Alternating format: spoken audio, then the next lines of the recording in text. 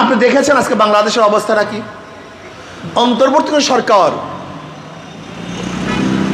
তেনাকে আমরা নির্বাচন করেছিলাম সংস্কার করার জন্য, কিন্তু দেখা যায় কিছু দল তাদের সংস্কারে বারবার বাধা দিচ্ছে। এর কারণটা কি? দেখেন, চোরে চোরে হালি, এক চোরে বিয়া করে আর এক চোরের হালি। দীর্ঘ 53 বছর পর্যন্ত এরা সিন্ডিকেট, এরা দেশটাকে লুটপাট করার জন্য ঐক্য হয়েছে।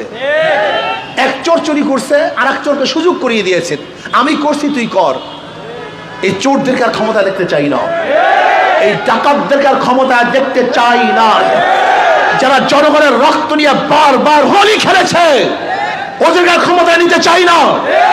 5ই আগস্টের পরে যারা দখলদারি করেছে, যারা জুলুম করেছে, চাঁদাবাজি করেছে, অন্যায় করেছে, অবিচার করেছে, যারা চাঁদা না দেওয়ার কারণে মানুষের গাড়ি ভাঙচুর করেছে, ওই চাঁদাবাজদেরকে আর ক্ষমতায় দেখতে চাই না। ক্ষমতায় নেব না ইনশাআল্লাহ।